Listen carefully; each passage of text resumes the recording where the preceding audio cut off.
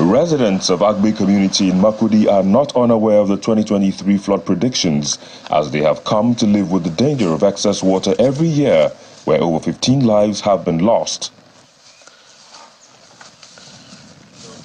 A community leader who conducts Channel's television crew around the community explains how houses and farmlands were washed away until last year, when the Hydroelectric Power Producing Development Commission constructed a 1 kilometer long canal to drain excess water. The construction of this canal by Hyperdeck has done quite a lot and gone a long way to solve this problem. But a lot still needs to be done, because there are some, some smaller gutters that need to be constructed to drain out this water, but it's not so. And when the water comes, actually, sometimes it overflows as deep as you see this gully. Sometimes it overflows it and still goes into these communities and farmland and destroys it. So I think, despite the intervention, the community still suffers flooding yearly due to excess water from other tributaries and poor road networks which had impeded a safe environment. On the other side of Makurdi along the river Benue Fadama is a site where farmers lost over 50 hectares of rice last year. However, the federal government is intervening to address the challenge.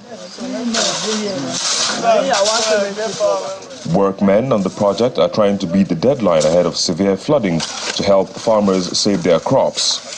What you are basically trying to do is, they only farm here during the rainy season and not all through the year, because only rainy season they see water. So now we are controlling the water we are controlling the flood by increasing the access roads here to prevent water from crossing into the farm. Then us manually, we constructed the stealing basin here, where we pump water from the river into the basin and distribute it through the canals to the farm for irrigation and all this.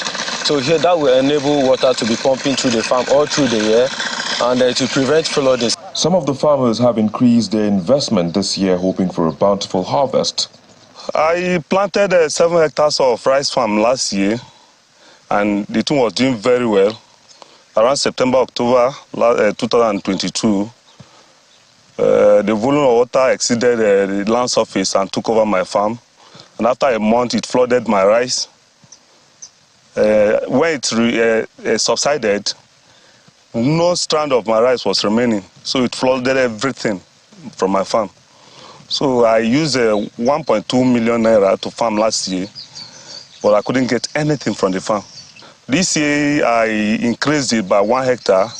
Last year was 7 hectares. This year was, this year is 8 hectares. And I have spent, so far I spent 1.5 million naira on the farm. So water have packed everything. We don't have anything. We have lost what we have found last year. And this year, they are alerting us that water is coming this year. We are pleading to federal government about that for River Benue to drill it for us.